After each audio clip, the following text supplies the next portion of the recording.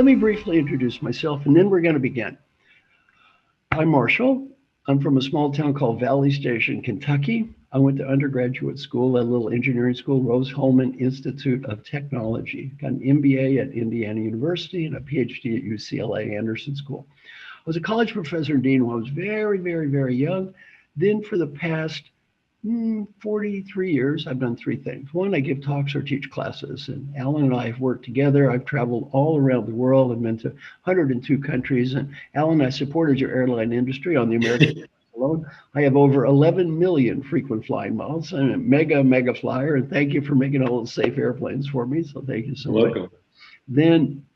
Then I write books and articles. So I've written or edited 43 books. And Alan, I've mentioned you in many of my books. Sometimes it's Alan's name, and sometimes I have a character called Harlan. So if you read a book, I have a character Harlan in my book. It's really about Alan. So, sometimes I mention his name, and sometimes I make him a fictitious character. So I've written or edited 43 books, 6 bestsellers, and then 37 purchased by my mother, my father, and associated friends. Then, and this, a lot of you are coaches. I coach people. I'm the coach of many wonderful people. And Alan, you've met a lot of the people I've coached. Jim Kim, President of World Bank, and Dr. Raj Shah, head of the Rockefeller Foundation now, and Mike Kaufman, head of Cardinal Health, and we've coached the CEO. I just talked to Albert, who's the CEO of Pfizer, got a very important job right now, trying to make a little virus here to save the world. So I've had the honor of being a coach to many great people, and Alan is, of course, my poster person of coaching. So he has taught me so much, and then I've got a chance to coach him. And I'm here in La Jolla, California. I have a home in New York and getting ready to move to Nashville, home of country music. So we're going to have a party in Nashville for everybody once I get moved. Now, let me introduce my friend Alan Mulally. So can we go to that first slide? I want to introduce my wonderful friend, and we're going to get kicked off here and do a review of today. There you go. There we go. Now, what are we going to be talking about today? Well, first, Alan was the CEO of Boeing Commercial Aircraft. That's where I met him.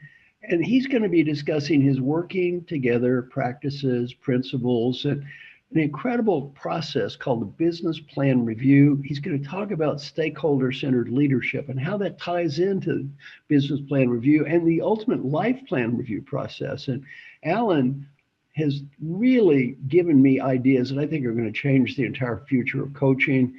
And I'm so honored to be able to work with Alan to try to come up with some new ways. And Alan, as you know, we're working with 50 people now every weekend, 50 Absolutely. of the greatest leaders in the world. And we're all experimenting and building on all that Alan has taught us and using this life plan review process. And I can tell you, they just love it. Now, very important point, we're going to have a Q&A at the end. So please be thinking of your chance to ask great questions to my friend Alan. This is an opportunity to hear from the guy I think is probably the greatest leader of this century. So next chart, Kate. Next chart. Now, Alan, here's what we're going to be talking about. Number one, you're known for your leadership journey at both Boeing and Ford. I'm going to ask you to share your leadership journey with us, because I think to really understand what you do, it's important to know your background. You're known for your working together principles, practices, and management system. I'm going to ask you to share that. And by the way, Alan is so generous. He's sharing what he knows with the world, just trying to make the world a better place. And then how do you incorporate stakeholder-centered leadership and stakeholder coaching and the LPR into the working together process? And then why does it work so well and been so effective? So those are going to be our big topics. And then we're going to have a dialogue and talk about all kinds of fun stories and interesting examples as we go through the session.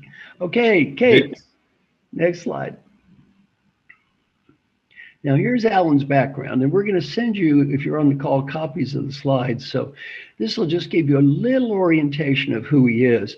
Just to put this in context, I mean, he went to Ford, the stock was at $1.01. He left, it was, I think, $18.40. And Alan, correct me if I'm wrong, the stock did go up 1,837% while you were the CEO, which is approximately. Approximately.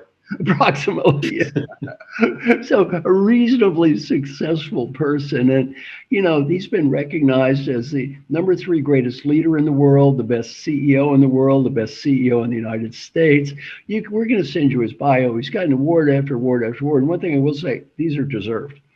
I have met a lot of great leaders. Alan is in a class by himself. And he's not only been a great leader, at Boeing. He's been a great leader at Ford. He's changing the face of executive coaching. I can tell you, all you coaches out there, I have learned so much from him that has totally changed my view on coaching. And not only that, changed my view on life.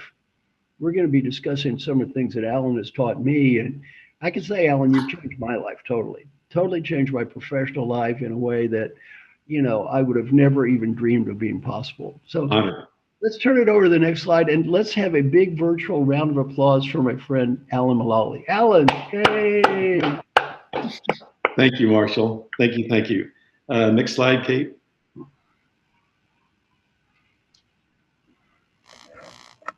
So let's start with the leader of the future. And I'd like to just say a couple of things about Marshall. I've learned so much from Marshall, and the collaboration has been so beneficial to us, and also it's just been an honor to serve everybody sharing what we've learned. And Marshall was one of the first people to talk about the leader of the future and building on all of the history of leadership. And so a neat thing about today is that we're going to pull together Marshall's lifelong work and service with mine. And you can see how they're absolutely integrated together. And it's something that all of us can benefit from. I hope that I hope you enjoy it as much as we enjoy sharing it with you. So next, please.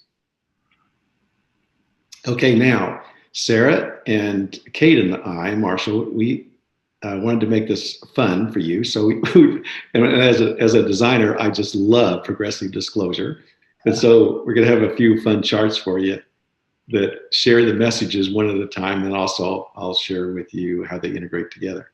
Okay, good. So clearly you can see here, as Marshall said, we're going to talk, and that's my airplane, and I'll get to that in a little bit. So as Marshall shared, I've been working on my working together management system for 45 years, 37 years at Boeing and 8 at Ford. And my family and my community and everywhere else, the same working together principles and practices. And also over the years, I've always incorporated Stakeholder Centered Leadership, which Marshall has led. And I've also included Stakeholder Centered Coaching, which Marshall has pioneered. And then together, we expanded that to a life plan review process. So these processes are very reliable, and they all come together in the working together principles, practices, and management system that small, medium, large, nonprofit profits can really make use of. And you can see around the outside that some of the really key characteristics from a leadership point of view, a leadership team point of view, including all the stakeholders: humility, love, service, courage, discipline, resilience, and also based on a view of lifelong learning, and also continuous. So that's what we're going to talk about today. And Marshall, any additional thoughts? Yeah, one thing, Alan. Everything Alan is going to teach you right now is what I'd call common sense, but not common practice. To me, I want to give you a definition of brilliant. Brilliant is when somebody shares something that seems obvious, then you realize, I've never seen anyone do this before. Well, I can say I have never seen anyone lead in the way Alan leads before. So what he's going to be sharing is very unique. And Alan, one other connection, the Business Roundtable just made a big statement, I think last year, about the importance of get all key stakeholders involved. You were many years ahead of the curve on this. And what I love about what you're doing, Alan, is you're taking this theory that's now 200 CEOs agreed to, yet you implement, you execute. So it's not just a theory, this is real. So you're going to teach people how to get out of this head stuff. Yeah, we need to involve all key stakeholders into the reality of actually doing it. Absolutely. That was a tremendous movement forward to working together for governments around the world, for corporations, to include all the stakeholders. And so, yeah, that was very, very important.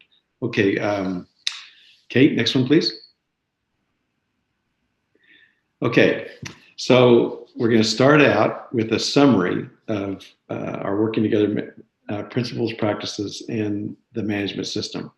And so next, please. Wait for it. Here we go. People first, love them up. Everyone's included, compelling vision, strategy, implementation, one plan, facts and data. Everyone knows the plan and the status. Look at the behaviors. Positive, find a way, respect each other, listen to each other, appreciate each other. Emotional resilience, trust the process, have fun, enjoy the journey. And you can see to deliver value creation for all the stakeholders. So what I'd like to do is tell you a little bit about how I developed these over the years. It's really kind of a story about my working together life and also my dedication to service. So I've always been interested in airplanes and things that move like cars and also technology. And I always have loved working together with others. And so when President Kennedy got on TV, I'll never forget this, and said we're going to the moon.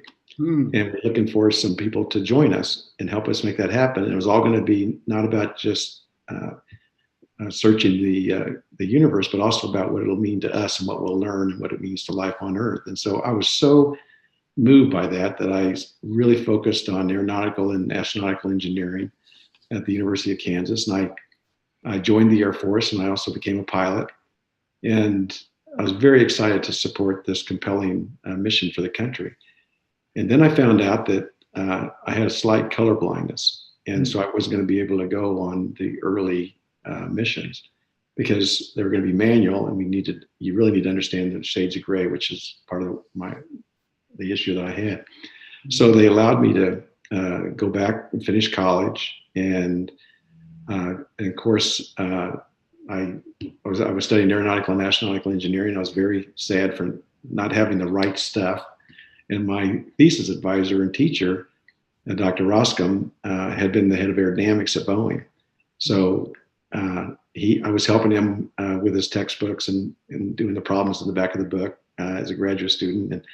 And so he took me to Seattle and introduced me to the Boeing team. And they were just beautiful. And and their mission was unbelievable. Safe and efficient transportation, get people together around the world. You find out we have more in common than we're different, and then we can choose to work together for the greater good. I was so excited, and so I finished my education, and I was very fortunate enough to be hired by Boeing, and I had the honor to work on every Boeing airplane, on the design, the manufacturing, and also the support of the airplanes in service. And the 707, the 727, the 737, and all of you around the world know these and love these like I do. The 747, the 757, the 767, the 777, which I was asked to serve as the chief engineer and then the program manager of the entire program. And then when I was the CEO of Boeing, I helped launch the 787. And if you look at all the seats that are flying in the world today, nearly 70% are in Boeing airplanes delivering safe and efficient transportation. So they have around 4 million parts, and they're very sophisticated. They carry 200-300 people, halfway around the world.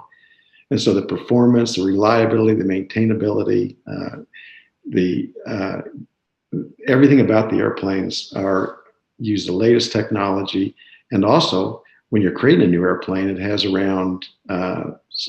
usually around 500 to 600,000 people that are designing and making the airplane. You do it on schedule, and it's innovation, and you deliver it 4 years later. So you can imagine that working together is really, really important to create a new airplane. So a couple of words about these principles and practices I've learned over the years. First of all, it's all about talented people working together. And so love them up. I mean, they're dedicating their life to the mission. It's bigger than them. They're about something that's bigger than them. It's for the greater good. So love them up, including everybody. And Marshall touched on that. So the traveling public themselves, the airlines, our employees, our suppliers, our investors, the community in which we operate, the regulators around the world, include them all on the team. Mm-hmm. Compelling vision, comprehensive strategy, and relentless implementation. Really important. What's the vision for the airplane? Is it short range, long range, polar routes, point to point, nonstop? And then what's the strategy, a comprehensive strategy for achieving it? What's the product strategy? What's the people strategy? What's the production in the product plan? So not just the technology, but the partnership, the technology, the working together, everything about how we're going to accomplish this. As Marshall mentioned, the relentless implementation is the business plan review, where every week we get together and we review the vision, the strategy, and plan, what the status is in the areas of special attention. Of course, clear performance goals, one plan. Most companies have a lot of plans, and everybody's wondering what the plan is. And so one plan, facts and data. We love people's opinions, but we really want to look at the facts and the data that they're looking at, so that when we move forward together, then we're doing it based on facts and data. And then over on the right-hand side, you can see the behaviors. Everyone knows the plan, the status, and the areas that need special attention. Very few companies, even today, share everything, including the product plan, the financial plan, everything everybody needs to know, because what we need to know is how's it going against the plan. So we actually color code every leader during the business plan review. We'll talk about this, color codes their area of the plan. Are they on plan? That's green. Do I have an issue, but they have a solution? That's yellow. Or if they have a new issue without a solution, that's a red, they color it, and that's a gem. We love the gems because we've got to expect the unexpected. We've got to expect to deal with it. And only then are we going to be able to move together to turn the reds to yellows to green. And you can see the attitudes and the behaviors. Propose a plan, positive, find a way attitude. I always, whenever I think of this, I always think of a Henry Ford quote. And he said, if you think you can or you think you can't, you're probably right. So it's really important to have an attitude of we're going to deal with it. We're going to expect the unexpected, or we're going to expect to deal with it. Respect each other, listen to each other, help each other, appreciate each other. Very sophisticated words. And also words that you can see their behaviors, and we're committing these behaviors on how we're going to work together. Emotional resilience is really important because it's not going to go exactly per the plan. And we expect that. So we're going to trust the process. We'll go right back up to the top, make sure everybody's included, make sure that we're working together on a solution, and we're going to develop the better plan. Have fun, enjoy the journey and each other. Every day I wake up and I just say thank you for the honor to have been able to serve on the creation of all these fine products, and to enjoy and appreciate all the talented people that I've had a chance to work with. And so one caveat is never a joke at anybody else's expense. The reason is when it comes to working together, if a person feels like they might be the focus of a joke or humor, they're not going to feel safe, and they're not going to be a victim. So they're not going to be able to share with us what's really, really going on. And so the most important thing is to nurture that environment. Never a joke at anybody else's expense. A couple of things about the airplane, because you're going to see it show up. And so I was in Guangzhou, China one time with China Southern Airlines, and I was representing the 777 airplane technically. And we had the rest of the business people there and the lawyers and the contracts, and they were finalizing the contract for this multi-billion-dollar contract for 777. And so when I got through with my presentations and reviews, I was sitting at the table and the contracts people were working, and the lawyers. And so I drew my airplane like I do, and I wrote the equations of motion around it, and I was enjoying myself. And then the chairman of China Southern Airlines was on the other side of the table, and he stopped the meeting. He said, Mr. Mulally, that airplane, is that your sign? Is that your chop? Is that your bean? And I kind of, yeah, well, it really is, sir. And I said, what do you think? And he said, well, I really like it. And this decision is the biggest decision we'll ever make for our company. And so I would like you to sign our contract with Alan and that airplane. So I turned around to the lawyers and the contracts people, and I said, so what do you all think? And they said, you can't sign a multi-billion-dollar contract with a doodle of an airplane. I turned to the chairman and I said, so what do you think? He said, well, I'll only sign it if you add your airplane. So I turned to the contracts people again and said, what do you think? I said, you know, Mr. Mulally, we really like your airplane, really like it. So ever since then, everywhere I've been and everything I sign, I saw it on a golf ball the other day on eBay for $135. So if this doesn't work out, maybe I'll just do some more signatures. PGA is really important, and it stands for profitable growth for all. And if you're in business, profit or nonprofit, being able to grow and create value is absolutely key. Because if you're not, then the organization is dying, and it can't be okay for all the stakeholders. So back to Marshall's comment about the business roundtable, everything we do is going to create value for all the stakeholders, and we'll actually measure that stakeholder satisfaction for all of them. Okay, Marshall, any thoughts before we move to a little bit more detail about the management system? Yeah, and I've got to just tell one story before I forget it. As you know, in my role as an executive coach, I have a very unique billing system. You see, I don't get paid if my clients don't get better. And better is not judged by me or my client, it's judged by around my client. So in Alan's case, that's all his key stakeholders. So of all the people I've ever coached, I spent the least amount of time coaching Alan, who was fantastic to start with, and he improved the most.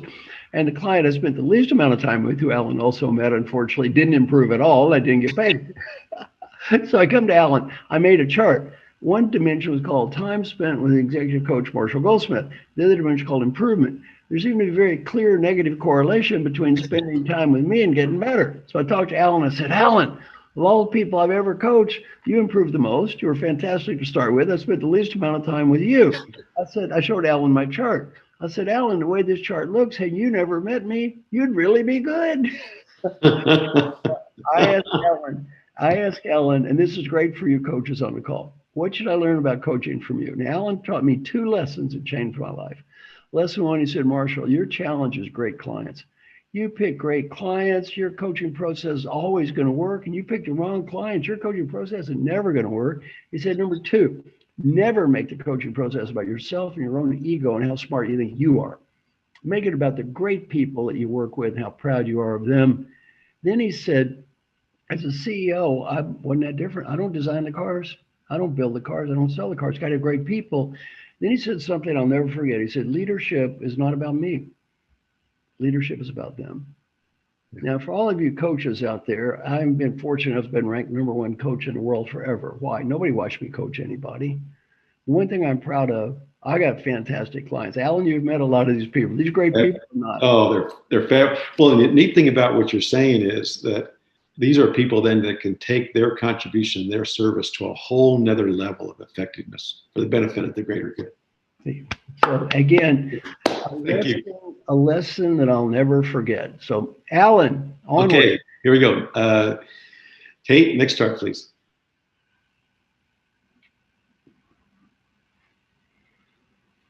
I think you want to go to, there you go. And next one, please. We're going to talk about the management system. I'm sorry, Kate. And the management system is how, to Marshall's point, this is actually how we do this. It's how we manage the company and we manage ourselves. So next, please. Here we go. As my daughter says, wait for it. So principles and practices, the leadership team, the creating value roadmap that we talked about, and then the business plan review. And we're going to love all the participants up. Okay, now, the key thing here is the principles and practices are what we just reviewed. And that covers the behaviors that we're going to commit to. Also going to cover the process that we're going to follow, the creating value roadmap and the business plan review. The leadership team, of course, is really important because that's how we include all the stakeholders.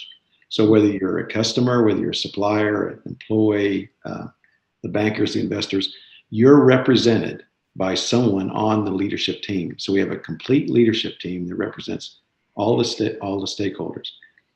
In addition, if you are a larger company like a Boeing or Ford, we also include the P&L leaders around the world that have profit and loss responsibility, whether it's the airplanes themselves or the areas of the world globally. And then we also have functional leaders like engineering, manufacturing, procurement, communications. So a very simple matrix organization where everybody can work together to get the synergy out of the entire organization representing the shareholders.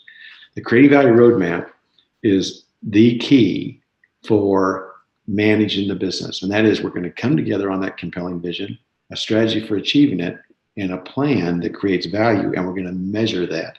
And we're going to review that regularly, the plan and the status. And that's where Marshall mentioned the business plan review, and which also ended up being a great vehicle for the life plan review, which we're going to talk about later. So in that meeting, we review every week. Everybody's there, the entire leadership team, all the stakeholders, all around the world, all networked. And I started out, we go through the vision, the strategy, and the plan. Then every member of the team explains their contribution on the strategy and plan, and then the status against that plan with the greens, the yellows, and the reds. So it's not to work the problems. It's so that everybody knows in 1 2-hour meeting once a week where we are in the areas of special attention. And then we'll go to some special attention meetings on strategy, product, process, and people, where we'll work the issues and then incorporate that into the better plan. So this is our culture. It's how we do it. It's the process we use. And it's also the behaviors that we commit to, with zero tolerance for violating those behaviors. And Marshall and I'll talk about that in a little bit. So with that, let's go to a little bit more detail on each one of them. Kate?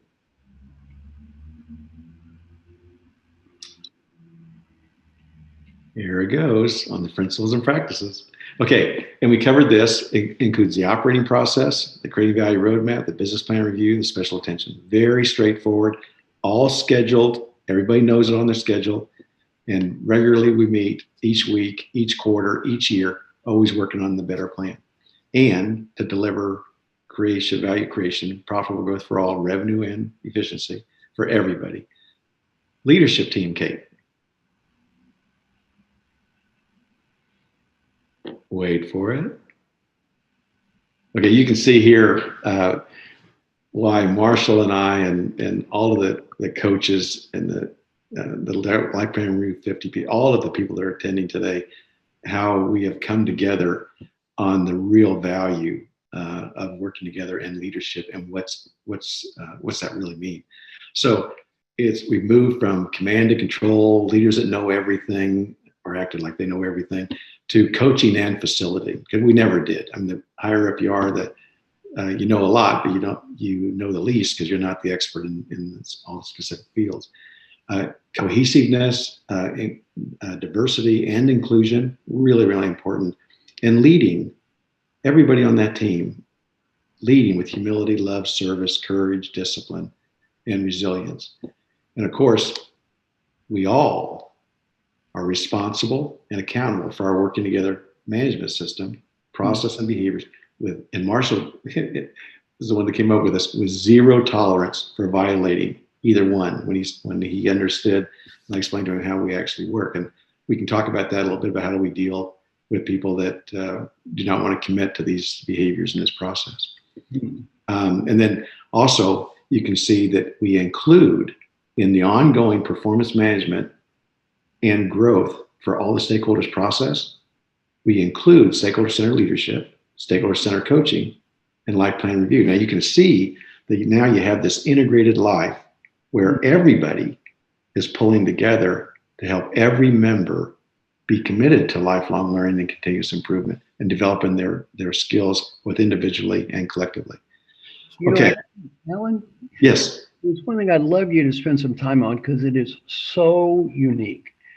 Everyone talks about today stakeholder-centered leadership. You were so far ahead of the game on this, but I love the idea, if you can just share a second about how you actually have representatives of the key stakeholder groups in every meeting. So on the team. Are represented. It's not some talk or theory. It's real. Can you just describe like some of the key stakeholders and how they're all represented in your meetings? Because it's beautiful. Absolutely. You know, again, this goes back to the cultures and environments that I grew up in and helped nurture, is that there's never, I mean, I've never said Ford, we don't sell cars. We design and make them and support them. But the Ford store owners are the ones that have all the relationship with all the customers. So we have them on our team, represented on our team, We actually have committees of them that help us with the product development and what we can do to serve the customers even better. So you can imagine, same thing with the bankers, same thing with the investors. They have their representative on the team, with one of our team members, and that share everything. Everybody knows the plan, the status. That goes through all of the shareholders worldwide. All those stakeholders know the plan, they know the status, and they're using special attention. So back to another thing that Marshall said, you can imagine the responsibility that all those leadership team members feel to each other and the goals of the organization. They're not working for just the leader now. They're working for each other and what the organization's compelling vision is going forward. So I really think that that's the reason that we're able to move so quickly and respond to the new issues that we have and move forward together. Okay, let's go to creating value roadmap. Okay, this is fun. Okay, there you go. Okay, so we talked about our vision, strategy, and plan. And so the idea of those three things is to create a profitable growth for all plan, creating value. And one way to think of creating value is just think of profits. And if you plot them out 5 years, and cash flow will follow, and discount that back, that's the value of your corporation or your business. And so the idea is that we'll work on this year's, that first box. And at the end of the year, we're also going to have another box that's 5 years out that reflects what we're doing on our better plan to actually create more value, so that every year we're creating more and more value for all of the customers and all of the stakeholders. So we actually measure all of the stakeholders that we just talked about. We measure their measures for their satisfaction. So you can imagine the customers have theirs, market share, the product line, also the employees, how they feel about the corporation, how they feel about what it does, how they're being treated, are they being valued, the suppliers. You can see every one of them we include measures for it. I remember one fun thing, Marshall, where when we were doing this at Ford, we started out this at Ford, and one of them was employee satisfaction.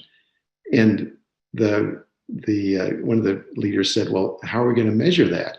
And so I said, well, we have our employee survey, and we also have their feedback from their quarterly reviews and stuff, and their performance management. And so we'll just measure that on what they think. And they said, well, I know what our employees think. We'll just tell you. And I said, well, we could do that, but why don't we ask them? Why don't we actually do a survey and we'll ask them what they feel, how they feel. And so they said, okay, I can see they're being anxious. And they said, so what should the slope of that line be, that employee satisfaction going up? So they had this big conversation about what the slope should be. And finally I said, you guys, why don't we just start by having it go up? We'll just have it go up.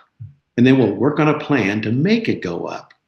And then we won't be exactly right away, but pretty soon we're going to get to a place where we know what the employees think. We're going to know what they think that we all can do to make that even go up higher. And then we'll just work together to make it happen. So you can imagine that when you have everybody together, and these are performance measures now. It's not like what you hope or wish or want. These are things that we have decided is really important for all the stakeholders. They include the product process people and the PGA. Okay. Alan, I got one good question. Yes. Alan, please elaborate a little on RXM. You said PGA. Oh yeah. So PGA, Marshall loves this. So I've always tried to keep this really straightforward, because I had to keep straightforward for myself to pull all of these pieces together to create an airplane or a business or automobiles. And so profits equals revenue times margin. Mm-hmm. And so the reason that's so neat is it's all encompassing. The only way you can make the revenue go up for your business, profit, nonprofit, is to make products and services that people want and they value.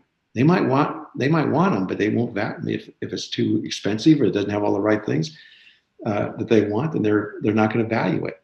And then M is for margins, which is your profit over the revenue, which is a measure of your efficiency. How well are you producing these products and services with your resources? And so good companies will increase their revenue by 5 to 7% a year. They'll improve their margins or productivity by 5 to 7% a year. And 1.07 times 1.07 is 1.15. So the value of the corporation or the organization will go up at 15% a year. And everybody is happy. All the stakeholders now are benefiting. What's really interesting about that too is it's not necessarily going to be a straight line. That'd be great because we're going to have exogenous shocks. So we're going to have economic slowdowns. And we'll talk a little bit more about that also. But the point is, the fact that you're thinking long term and you're making all your decisions on the near term is always going to lead you to make decisions of creating value for everybody over the long term. Now, Alan, there's one thing I left out in your introduction, and I'm so proud of you. I mentioned the stock price went up, which is great. Yet you didn't just focus on the stock price. You focused on quality. Quality went up. Diversity went up.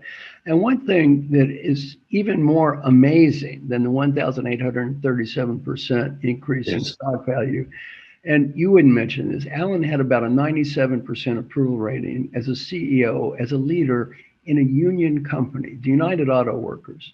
Now, they don't usually love CEOs. They don't have a history of loving CEOs. And man, they loved you. They loved you. The employee numbers went up, engagement went up. So I don't want this to sound just like that profit went up. What's even more amazing is everything went up. Everything. That's really, really an important point. And the UAW is just a perfect example. They had a great leader and they loved Ford. Their families, multi-generations that worked there, and they were scared to death. I mean, Ford was in a really tough position, and we can talk about that more as you all want. And so they were very, very concerned. And so the first person I went to see was the head of the UAW, and we talked about the situation at Ford. We had become a house of brands. We had bought Aston Martin, Jaguar, Land Rover, Volvo, and we had separate Fords all around the world, and our production was much greater than the demand. So we're losing money on every brand and every vehicle, and they didn't know the numbers, but they knew that we were in trouble. And so I shared all the data with them, and then we developed a plan to work our production system and our cost structure and do it together, because if not, the assets would be given to somebody else and we'd all be disappointed. And so we all worked together and we created a profitably growing company together for the benefit of all of us, including them. And we became #1 brand in the United States. And the employee satisfaction, as Marshall said, skyrocketed because people knew now that they were part of not only saving Ford, but create an exciting, viably, profitably growing company for everybody. Thanks for bringing that up. Okay, Kate, business plan review, one of our favorites. Okay, and I think we've touched on each of these weekly reviews. And one neat thing about the business plan review is every member of the team has a slide in their review that covers things that are changed in the business environment. So now you can imagine you have all these P&L leaders around the world, all of the functional leaders, and they're all sharing what's going on in the world in their area of responsibility. So the IT people are going to be telling you about the cloud, what we're doing on AI, what we're doing about machine learning. So everybody from their perspective is sharing all of the things around the world that are changing that we can make use of to incorporate in our plan to develop the better plan. So the business environment, we always go back to our vision, strategy, and plan. Like at Ford's, at Boeing, it was getting people together around the world. We could find out we have more in common and we're different. We can choose to work together. At Ford, it was back to Henry Ford's original vision, opening the highways to all mankind with safe and efficient transportation that's also affordable so everybody can appreciate the freedom of movement. Then the strategy for achieving it, the plan for achieving it, all the way down to all of the measures, and then the status and the forecast, all color-coded so that we turn the reds to yellows to greens. And of course, at the end of the day, we're going to work on the better plan, because all during the year, it's not, we don't have to have an offsite and hold hands and levitate at the end of the year to try to figure out what we're going to do. we have been working on the better plan throughout the year. Marshall, anything else to add there?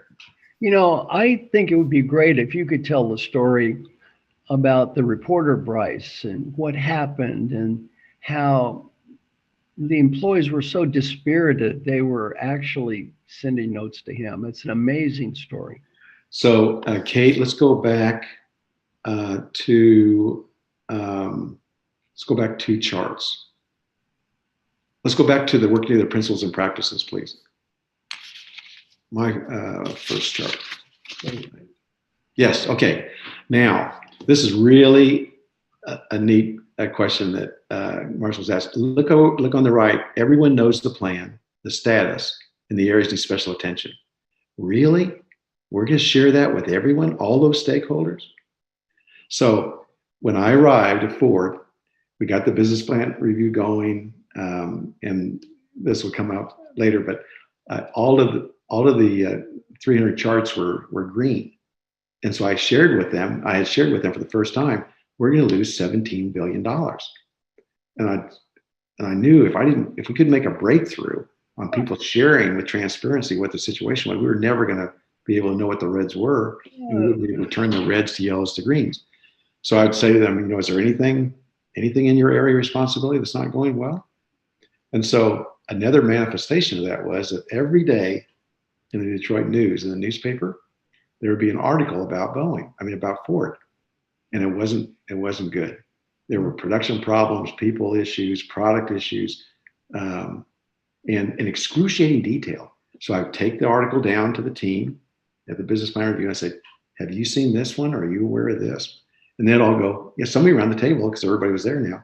They all knew about it. And I said, what do you think? They said, well, it's pretty accurate. And I said, well, how does that get in the paper? And they said, I don't know, but it must be our employees are leaking this to the paper. We just need to go find them and explain it to them.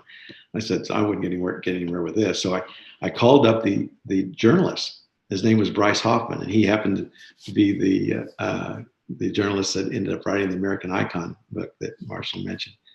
And I said, Bryce, here's a CEO calling up a journalist at the paper who's writing articles that are not very flattering about Ford. So I said, Bryce, I'd like to just ask you, how do you get these articles to put in the paper? And he was very hesitant. I said, Bryce, please trust me. I'm here for one reason, and that's help save our Ford. And he said, well, at that time, I just pushed my answering machine. I said, what's on your answering machine? He said, well, it's the story that's in the newspaper.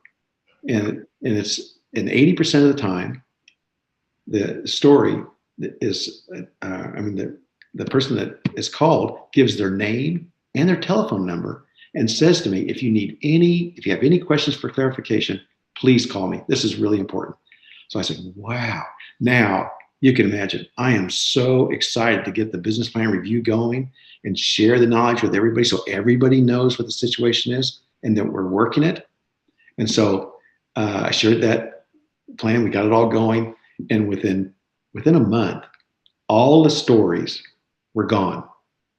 And we all know that we have all these reds and yellows and we're working them. So I thought, why is that? Why are there no more stories? So I called up Bryce again and said, Bryce, there are no more stories in the Detroit News. How come? He said, because there are no more messages, Alan, on my answering machine.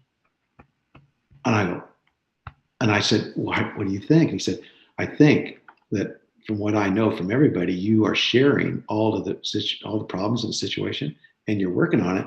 And so everybody know, why would I waste my time calling a newspaper when the top of the leadership team, which we didn't think knew the problems before, are all working on all the problems. And so I'm going to just work really hard to work with them. So that's what Marshall's asking about. Okay, Kate, if you can go back to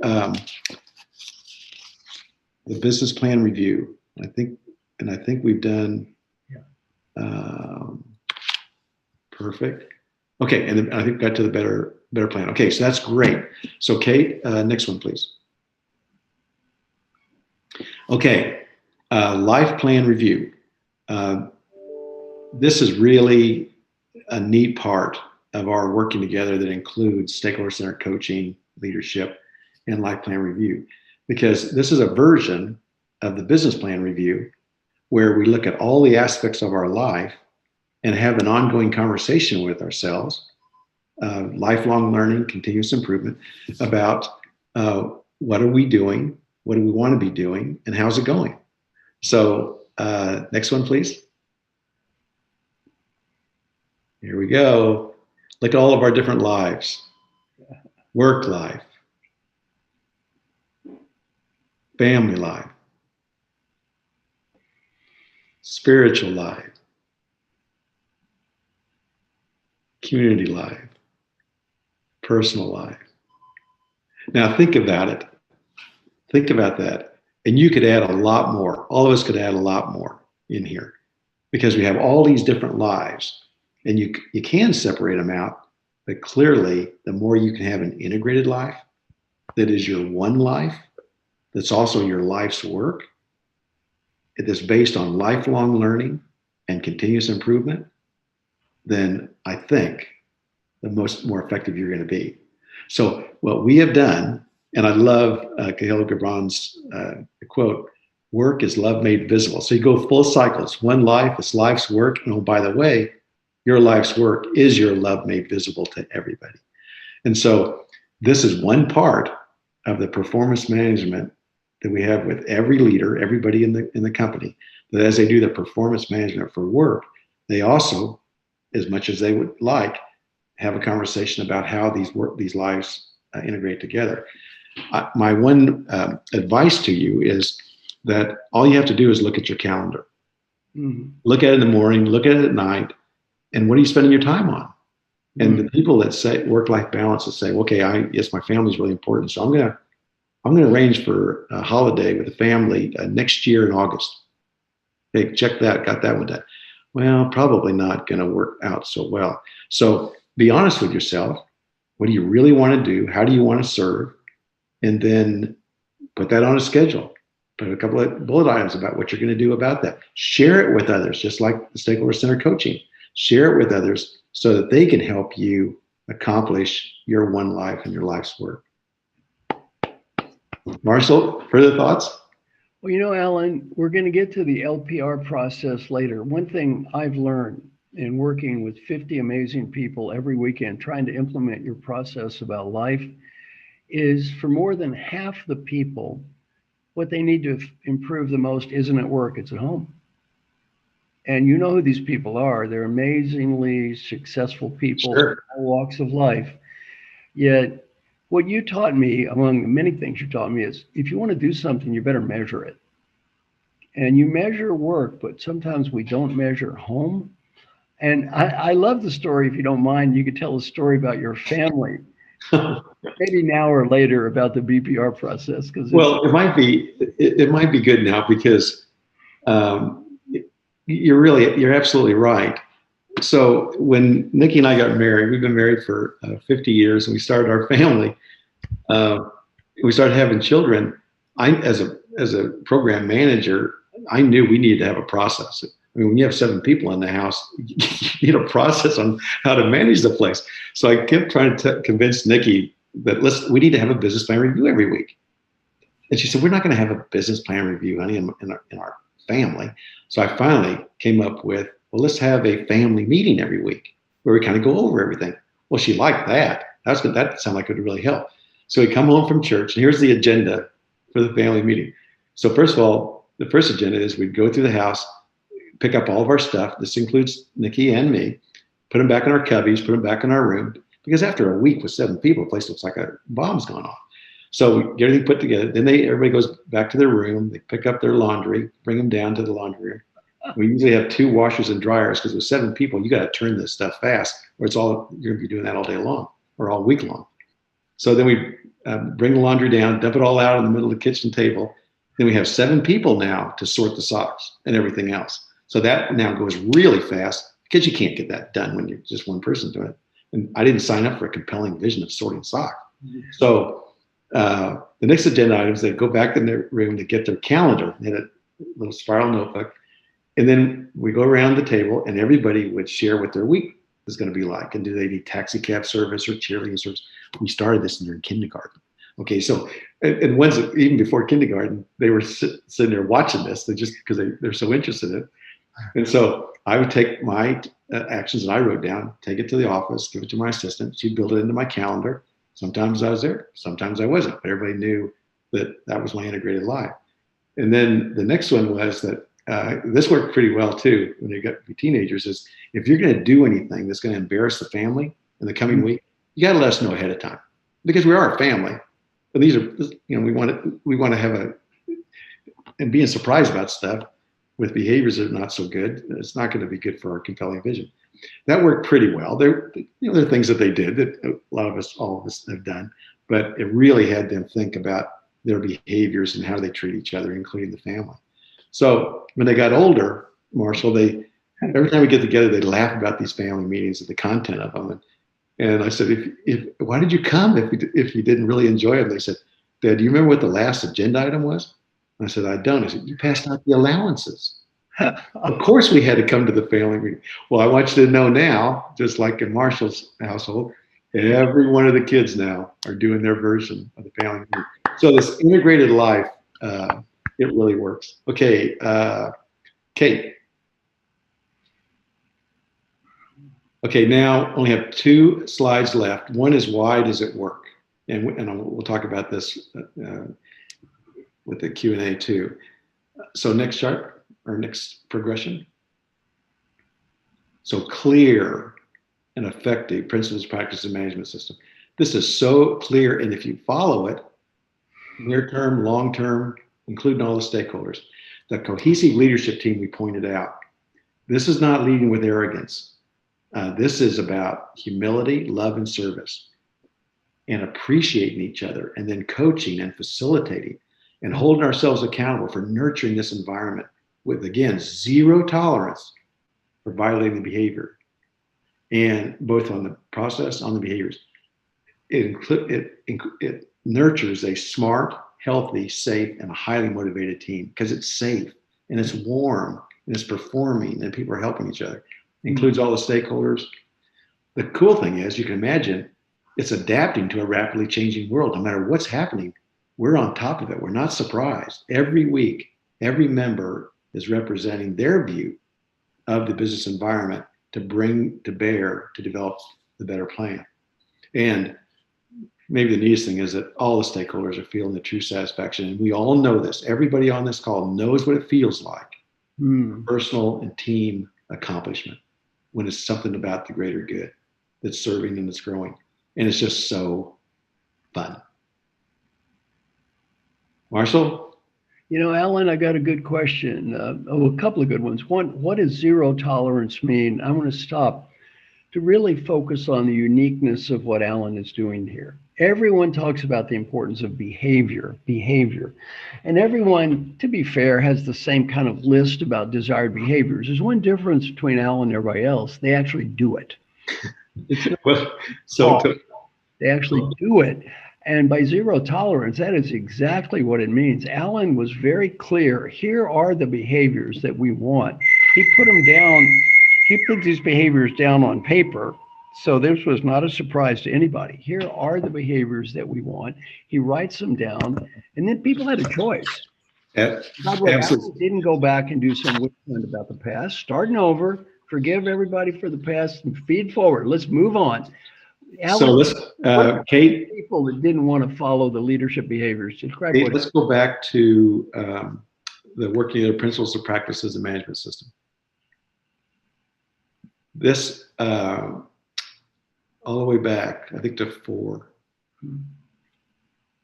back and back, and there we go. Okay, now I'll never forget when Marshall and I had this conversation, and he said, really? He kept saying, what do you do about the people that do not either believe or commit to these behaviors? And the first thing I said to him, I don't know whether they believe it or not, but what I know is we all can see these behaviors, and these are based on fundamental principles and practices that we've all been striving for thousands of years. And so they're right, they're the right way to treat people, and the right way, and we want to be treated. So he said, so what do you do if somebody doesn't follow it or doesn't commit to it? I said, well, I talked to him about it. And he said, tell me about that. And I said, well, in the business, I'll give you a good example of the business plan review. We had one leader, senior leader, that really smart. And every meeting he'd go after somebody, a fellow member in the business plan review, and to stress how, or to correct them or share how much he knew. But he wasn't doing it following these behaviors. It was rude and it was arrogant and it was intimidating. And so I followed him up to his office, and this happened 2 or 3 times. And I said, here are the principles and practices. This is the way we're going to treat each other. And how did that go today? He said, well, I wasn't so good about that today. And I said, well, what are you going to do about going forward? He said, well, I don't know, Alan. This is the way I've always operated. I've been very effective. I've been command and control. You promoted me. You've given me raises, and I don't know whether I can change. And I said, well, I understand, but you understand why we're doing it. He said, I do, but I don't know whether I can do it. And I said, well, it's okay. And his eyes lit up, and he said, it's okay. That means you're going to give me an exception so I can operate this way because I'm so fantastic. I said, well, not quite. It's okay, meaning that you would be choosing to move on. And you're going to be happier. The team's going to be happier. I'm going to be happier. But what I want you to do is I want you to think about it tonight. And I want you to tell me tomorrow morning, what are you going to do? Are you going to commit to these behaviors? If we'll get you a coach. I even know Marshall Goldsmith. I might get you one of the best in the world. Any kind of help you need. And if you don't want to, it's okay, because you'd be choosing to move on. And remember, the first principle there is we still love you. Yeah. You're a human being. You're a creature of God. We wish you the very best. So the next day, he came in, he said, I don't think I can do it. And he chose to move on. Then the other person, another example I shared with Marshall is another woman leader on the team that was brilliant. And she had a tendency to keep asking kind of penetrating questions when she kind of actually knew the answer, which people figure out really well. And that's very intimidating. And so I had the same conversation with her, and she said, I said, you know why we're doing this? And yep. I said, so what would you like to do? And think about it. She came back the next day. She said, this sounds like a tremendous opportunity for me to grow as a person and in my effectiveness with others. And I'd really like to try. And then we said, why don't we said, and you can use your stakeholder centered coaching technique and the coaches that we have. And so you can share the 2 or 3 things that you're going to improve with our team, and they'll be your supporters and they'll help you do it. So we're just using stakeholder centered coaching with everybody and everybody on the team always had their improvement plan. And so 80% of the people that Marshall talked about moved from the dark into the light. And the ones that decided to move on, they had great lives, and some of them even changed a little bit. But so it's okay. What we can't stand is arrogance, for example, a lack of humility. It's poison. It's poison in an organization. And no one is so valued that you would poison the organization to have them there. So that's why the working together is really, you're going to attract the best and brightest, but also you're going to have their hearts and minds. Okay, let's see, one last one, Kate, I think. All the way to the end, okay, one more, and then the next one. Okay, and the last thing that we're going to send you are going to be the references. And next, please. We sent you this out earlier, Kate did, but we'll send you this whole package so you have it, because we wanted you to have everything we talked about. So these are some references that you might find really interesting.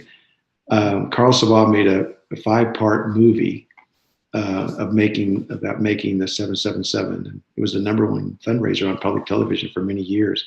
And it really captures creating a commercial airplane. Very fun. American Icon that Marshall referenced, my fight to save the Ford Motor Company. which has everything that we've talked about in it. And then Work is Love Made Visible by Marshall and Sarah and our heroine, Frances Hasselbein. And it really is our love made visible. Our work is our love made visible. Marilyn just wrote a new book, The Extraordinary Power of Leader Humility, that she asked me to help with, and I just was absolutely honored. It's just a fabulous piece of work and shows the value and the effectiveness of the humility of leaders, starting with just a deep appreciation and respect for human dignity. Hmm.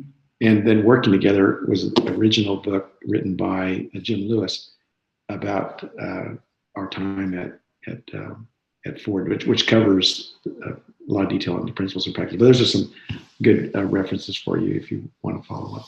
Okay, now with that, Sarah is going to join us. Now, Alan, yes. 2 more stories you have to tell. 2 more, because these are so wonderful. To me, describe the red, yellow, green briefly, and describe what happened when somebody said red. I want to come back to this. I want every coach and leader to hear the story. To me, this is the epitome of what you did. That second, if I had to pick a second to turn around, that's good. And Sarah MacArthur is joining us. You can see her now. And we got a lot of questions. The questions have been fabulous. And this is one of them, Marshall. So this is good. We're moving into the Q&A now. Okay, good. So this is a big one. So you can imagine, I think I mentioned that we started the business plan review. We got the behaviors down. It's becoming very cohesive, even fun. We had 300 charts. They're all color coded and they're all red. And that's when I said, you guys, is there anything not going? They're all green. I mean, they're all green. I'm sorry. They're all green. Well, thank you. They're all green. And I said, is there anything that's not going well? We're losing $17 billion. And eye contact down to the floor. So that goes on for a few weeks. So I'm thinking, my gosh, if we don't get this turned around in this transparency, we're not going to be able to get Ford turned around. So finally, the leader of North America was doing they had a launch of a new Edge in Oakville, Canada, with a lift actuator issue. And so he was looking at his charts the night before the business plan review in his business plan review. And so up comes the launch chart: technical readiness, schedule compliance, financial impact. It was green, green, and green. He had stopped production. I mean, this is huge. And so he said, this seems like one of those red things Alan talked about. And one of his senior vice presidents says to him, what's your point? He said, well, I think he's saying that we got to share the data so that we can all move forward together. And then another senior vice president says to him, good luck. Because there was a days of if you never brought an issue up to your supervisor unless you had a solution. So now you're managing a secret. So the next day, everybody arrives and green, green, green, green, and then wham, up comes this red chart. And I mean, the eye contact goes to the floor. The air is being sucked out of the room. I start to clap. And everybody told me later that they knew that was a sign.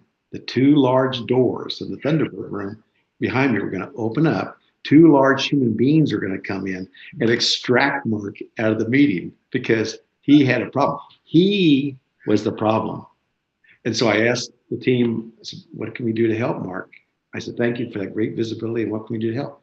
And 3 of the leadership team members made a suggestion that were all helpful. It took 8 or 9 or 10 seconds. And next week, only red chart. A couple weeks later, because everybody's still scared, but Mark was still sitting there. He was still there. I couldn't believe he was sitting there. And so a few weeks later, turned to yellow, had a solution. A couple weeks later, turned to green, and the video started flowing all around the world. What do you think the 300 charts looked like the following week? They look like a rainbow, exactly. And at that point, everybody decided they could trust the process. This is how we're going to operate. They weren't the problem. They were the solution. And you think about the reds that we saw, tsunamis around the world, the bankruptcy of GM and Chrysler, the economic slowdown, the financial crisis, all of those things we sometimes we have business plan reviews every day. But those principles and practices allowed us to handle all of the exogenous shocks around the world and create a long-term growing company for all of us. You know, Alan, I want to spend 1 minute on this one because to me this is so deep and so unusual. One of my coaching clients was J.P. Garnier, CEO of Glaxo, and he said, I've learned a very hard lesson as a CEO. My suggestions become orders. Now, the one thing you did to me that was mind-blowing, that I've almost never seen done before, is when he said red, rather than saying, have you thought of? Yes. Or I have a suggestion. That's an order. No. And you don't need to do that because you want all of the talent in the room, all the stakeholders are there. And you're just going to be blown away by how the answers will come. The worst thing you can do is start going through that dialogue with them, because then everybody's going to stop talking and stop thinking about it. And you know the least about it anyway. So your job is coach, facilitate, nurture that environment. Say thank you, smile, go to bed at night, get some sleep, come back with energy to serve. Okay, Sarah. Wow. Thank you both so much for bringing us working together today. What an amazing hour. We have had questions and comments like crazy from, I think it's 1,000+ people on this webinar this morning. It's pretty incredible. So our first question, we want to get to as many as we can, is from Benita Thompson in San Jose, California, and it's for our friend Alan. Alan, she asks, if we define collaboration as working with others to gain support for a mutually beneficial outcome, what gets in the way of collaborating, and how can organizations design the managerial role to encourage collaboration? Fantastic. And I'll try to be concise, although you guys have the rest of the day. We can talk about this.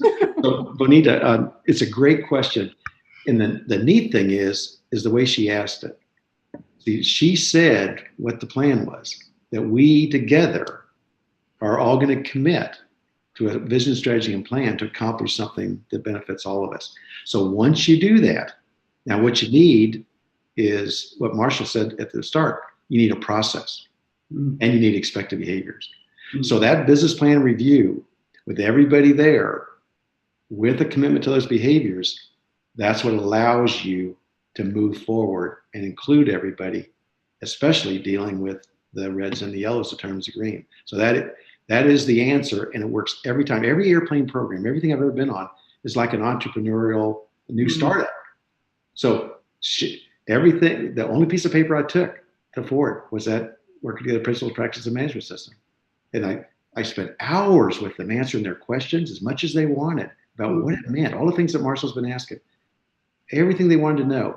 And that breakthrough is when they decided to trust the process of working together. And then we're on their way. And the leader is the one that has to start with the leader. It has to be nurtured by the leader. Great question. You know, Alan, one thing we haven't discussed yet, which is mind-blowing for a CEO. Not only did you have transparency with the people in your team, they invited guests who actually watched the team. 2 guests, 16 direct reports, 32 guests watching this. Totally mind-blowing idea. Share it with the group what you did. And Marshall saw this. So we always invite guests as part of our continuing teaching education about working together. And it kind of gets at Bonita's question too, because you want to spread this all the way through the organization. So every time we have a business plan review, every member of the team takes the data for the whole meeting, takes it down through their organization, then it's improved for the next week with the new knowledge. So the data is going up and down throughout the organization. And so one of the ways to accelerate that is have every leader bring a couple of guests. And I mean, they dress up, they're going to the top of the world headquarters of the Thunderbird room of the Ford Motor Company. They're with the leadership team. They're sitting around a round table. They can see all the people all around the world in their offices. And then they watch them operate this way. And they're sitting, and they don't have to, and we introduce them at the first, the leader that brings them, introduce them, and they're terrified. I mean, And we said, no, it's okay. We're just going to ask you a question at the end about what you thought and any impressions for us. And then we go around the room at the end, and everyone says a couple of thoughts, and it makes you cry. That's another reason we did it. You'll see that in the 777 movie, is that when you have people watching you, it's another reason to kind of move to the behavior, because you're not going to act like an idiot. You're not going to treat people disrespectfully. And so, and also then they say, we had no idea. We saw our issue on that edge in this meeting. That means you guys are looking at the same thing that we're looking at, and you're supporting us. Now, I'm going to go back and I'm going to do even a better job in our business plan reviews.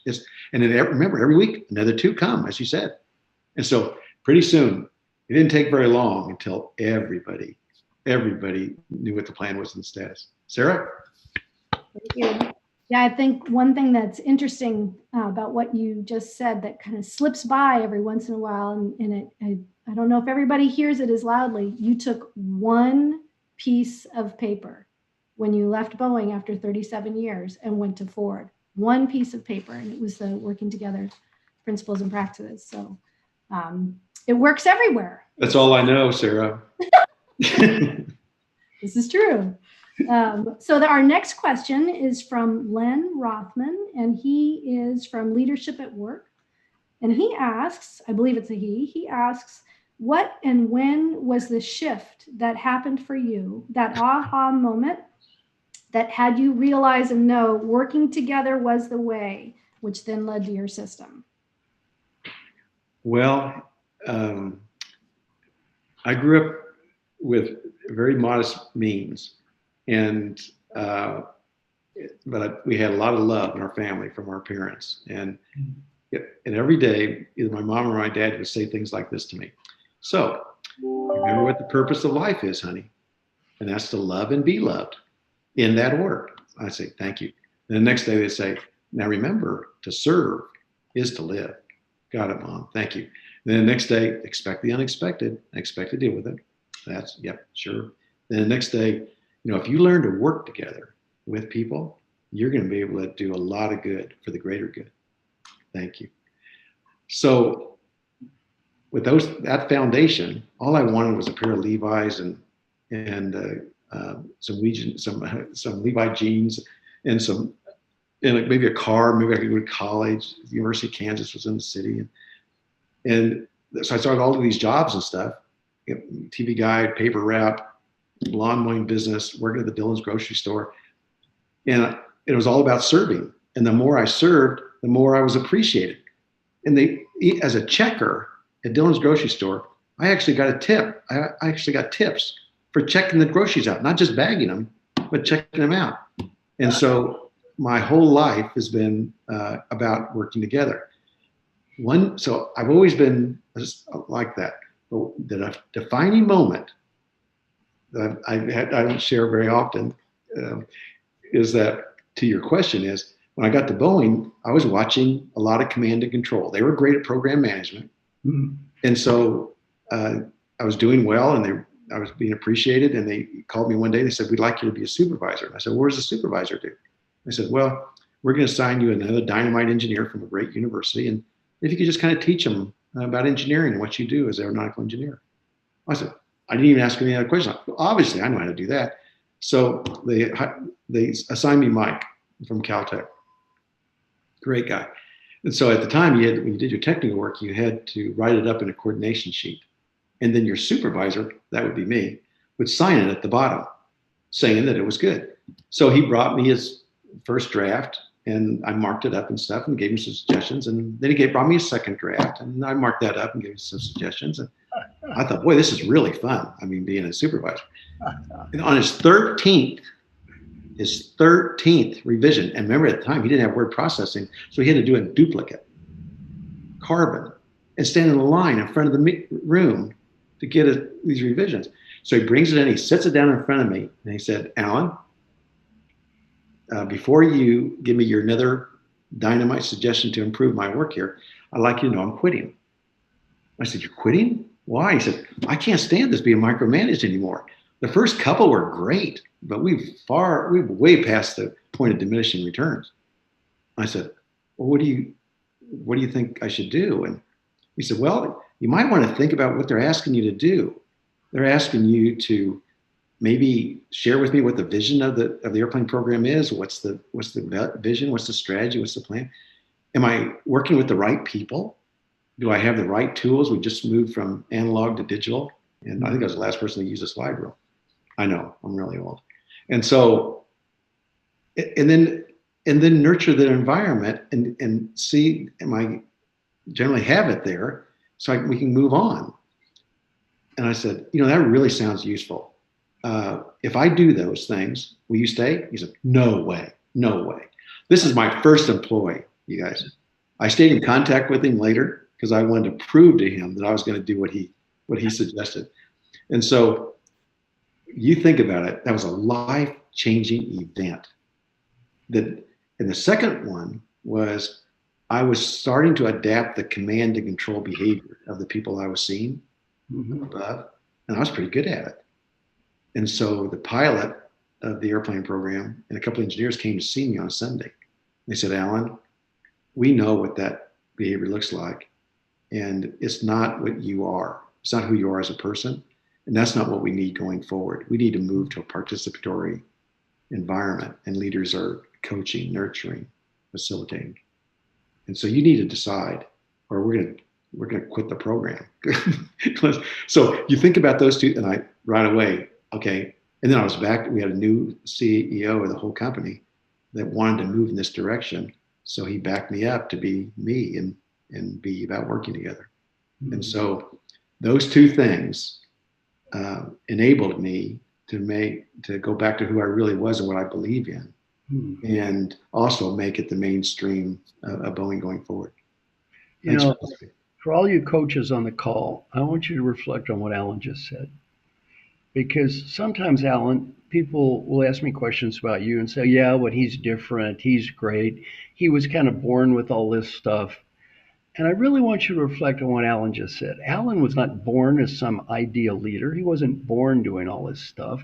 He worked hard. He learned. He listened. He got input, and he changed. So to me, this is very inspirational. And I think as a coach, every coach listening needs to hear this message of, look, here's a guy who's probably the greatest leader in the world in the last century. But he wasn't born a great leader. He learned it. He worked hard. He tried. So thank you. That's a wonderful story. Thank you, Marshall. And another thing that you have absolutely taught everybody, lifelong learning and continuous improvement. We're never done. Right? And then you add that to Marilyn's humility. So you really do want to understand. You seek to understand before you seek to be understood.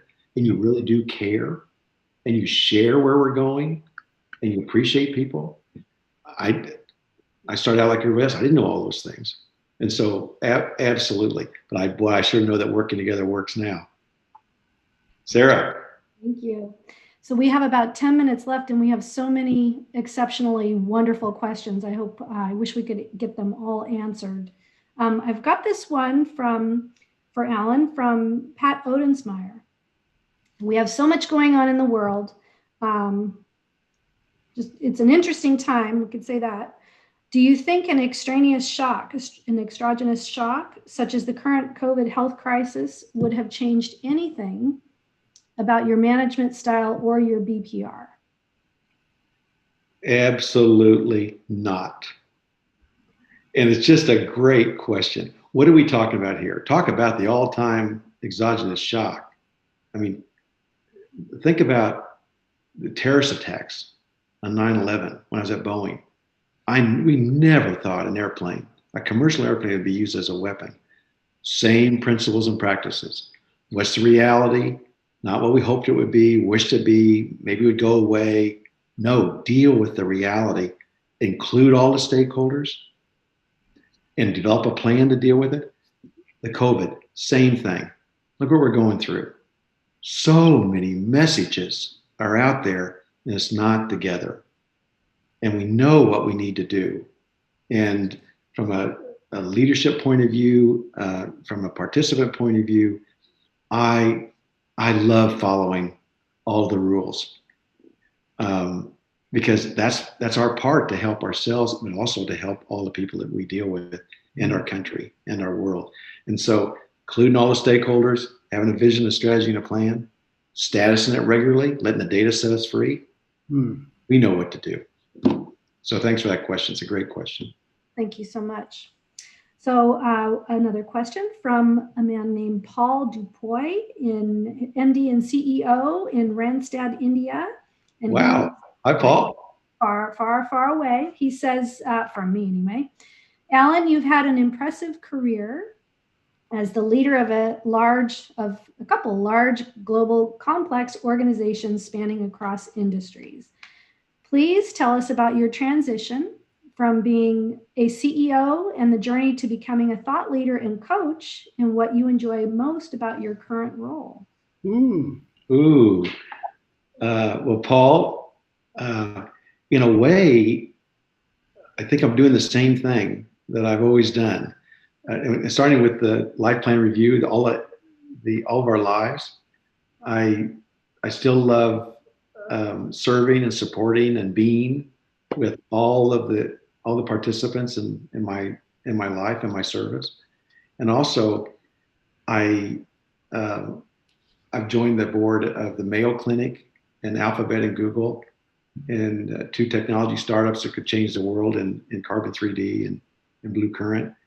And so what I have always loved was facilitating, coaching, teaching, and nurturing. And so I'm doing and also I have Marshall convinced me to share this with everybody. And so I've been doing that with a lot of clients around the world. And so I feel like I'm being me and doing what I love, and that is facilitating, coaching, teaching, and learning. That's the best part. And watching what happens to people and organizations when they move into the light of participatory management and working together, and to see the results they get, in addition to how great they feel about how they do it. Thank you so much. So I'm going to stop questions here and turn it back to you, Marshall, for closing comments. Also, just want to say before I wrap up that we will have a recording available. And so just reach out to me or to Kate, and we'll make sure you have the recording. And also the slides will be available too. We'll send that out as well. So thank you very much. Sarah, thank you. My first comment is say thank you so much to Sarah and Kate who got this show organized. Thank you, Sarah, and thank you, Kate. You did a fantastic job. Second, Alan, I want to talk briefly about how we're using all the stuff you taught me in LPR process. So as part of what I've been teaching, it's called daily questions. Everybody figures out their life questions every day. And Alan, we're following your lead. We're not just talking about business. We're talking about life. Every week, I have these 50 amazing people. Curtis Martin, NFL Hall of Fame, Pau Gasol, the great basketball player. We've got Broadway stars, head of the Olympics. Some people, Jim Kim, head of the World Bank, Raj. Great. People love you. People love you. And we get together every weekend, and everybody talks about their lives. And what we have is exactly what you talk about: total transparency. Total transparency. Everyone shares. It's not just about work. It's about work and home. And what people love about it is exactly what you taught me. We have accountability without judgment. And Alan, just like you, Stakeholder Centered Leadership, ask everybody for ideas. Learn from everybody. And everybody in that group is learning from everybody else. And I got a message from all of them to say thank you, Alan Mulally. Oh, thank you. You're the inspiration of this process. And I've been doing this with Mark Thompson, and I are doing this every weekend with 50 great people. It's called Plan Review. And it has been an amazing, amazing project, which is inspired by you. And the other thing, all of those of you have read what I've learned about coaching. A large percentage of everything I've learned about coaching, I learned from Alan Mulally. Our 100 Coaches program. Who are my heroes? Thank you. Alan Mulally, one of the great heroes of my life. So Alan, I am so honored you joined us today. So proud to know you. I've learned so much from you, and you've given so much to so many people. So thank you. Thank you very much. Thank you, thank you. And Kate and Sarah, thanks so much for helping do that. Especially our progressive disclosure. I love it every time I see it. And all for everybody that is with us today. I just wish you the very best in your leadership journey and in your working together service. So there's Kate. There's our entire team. So congratulations to you all. Obviously, you care about lifelong learning and continuous improvement. Everybody that's tuned in here today. So I wish you the very best in your service going forward. Thank you.